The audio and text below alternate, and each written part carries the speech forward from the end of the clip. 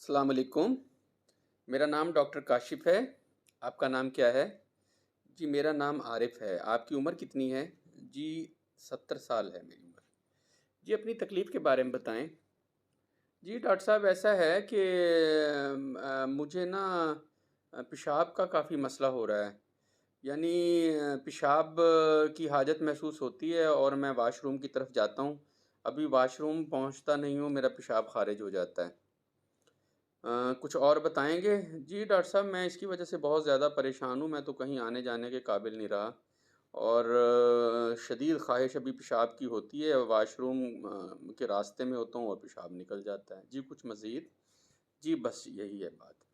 اچھا آپ سے میں کچھ سوال کرنا چاہوں گا۔ جی ڈاکٹر صاحب کیا آپ کو بہت زیادہ پیشاب خارج ہوتا ہے یا تھوڑا سا پیشاب آتا ہے؟ جی زیادہ پیشاب زیادہ مقدار میں آتا ہے۔ کیا ایسا تو نہیں ہے کہ کھانستے چھینکتے ہوئے آپ کو پیشاب خارج ہو جاتا ہے؟ جی ایسا نہیں ہے۔ کیا ایسا تو نہیں ہے کہ ہر وقت پیشاب کے قطرے نکلتے رہتے ہیں؟ جی نہیں ڈاکٹر صاحب ایسا نہیں ہے۔ کیا آپ شوگر کے مریض ہیں؟ جی مجھے شوگر تو نہیں ہے۔ کیا آپ عام روٹین میں بھی بار بار پیشاب کے لیے جاتے ہیں؟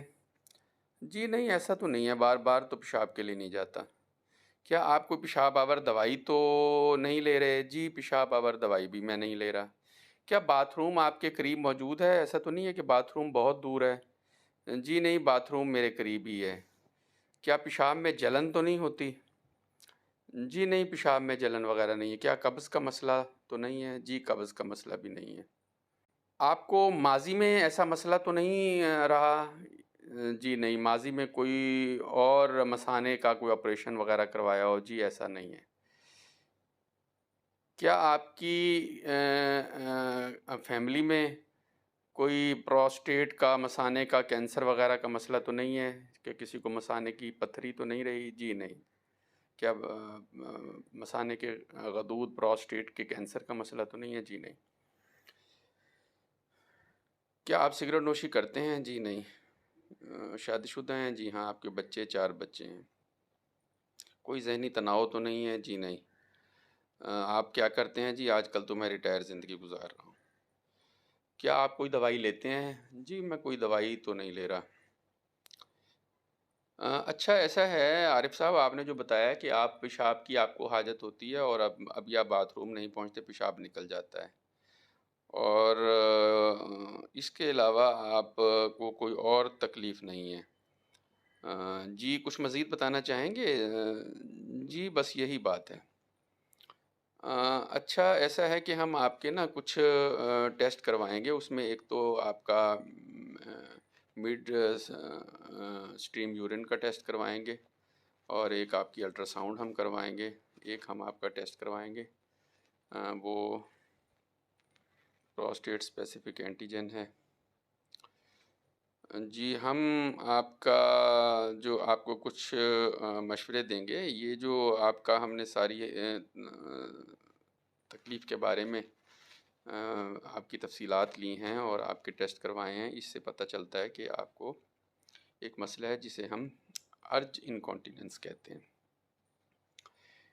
اس میں تھوڑا مثانے کے پٹھوں کا مسئلہ ہوتا ہے، اور وہ پٹھے یہ سمجھ لیں عام زبان میں کہ کمزور ہونے کی وجہ سے یہ برداشت کی کمی ہو جاتی ہے، پیشاب خارج ہو جاتا ہے۔ اس میں کچھ تو ہم آپ کو مشورے دیں گے کہ یہ آپ ایک تو پانی وغیرہ رات کو نہیں پینا، آپ نے شام میں رات میں پانی کی مقدار زیادہ نہیں لینی، اور آپ کو چائے بھی نہیں پینا شام میں، اور آپ کو اپنی قبض کا خیال رکھنا ہے، قبض اگر ہو تو فوری اس کا علاج کرنا ہے، اور فائبر والی غذا کھانی ہے۔ آپ کو ہم فزیو تھراپسٹ کے پاس بھیجیں گے، وہ اپنا مثانے کی کچھ ایکسرسائزز بتائے گا، جس میں یہ ہے کہ آپ کو پیشاب کا وقفہ اپنا بڑھانا ہے، یعنی پہلے تو جتنی برداشت ہے اتنا وقفہ رکھیں گے، پھر آہستہ آہستہ اس کے وقت میں اضافہ کریں گے۔ کچھ اور طریقے بھی ہیں جن سے آپ پریشانی سے بچ سکتے ہیں، وہ یہ ہے کہ ایک تو آپ کوئی ڈائپر کا استعمال کر سکتے ہیں، اس کے لیے آپ اپنے سونے کے لیے ایسی شیٹیں ملتی ہیں جو پیشاب کو کافی زیادہ مقدار میں جذب کر لیتی ہیں، ایسے کیتھیٹر ملتے ہیں جو آپ خود سے باہر سے لگا سکتے ہیں، اور آپ اپنا پیشاب کے لیے کوئی ایسا پاٹ استعمال کر سکتے ہیں جو بیڈ کے قریب ہو. تو اس طریقے سے بھی آپ ان مسائل پر قابو پا سکتے ہیں. جہاں تک دوائیوں کا تعلق ہے، اس کے لیے 2 دوائیں ہیں. ایک تو آکسیبیوٹنین 3 ملی گرام صبح شام ہم آپ کو دیں گے، اور ایک اور دوائی ہے جو ٹالٹیروڈین، یہ ہم آپ کو 2 ملی گرام صبح شام، اگر اس سے آکسیبیوٹنین سے افاقہ نہ ہو تو پھر یہ بھی ہم آپ کو دے سکتے ہیں.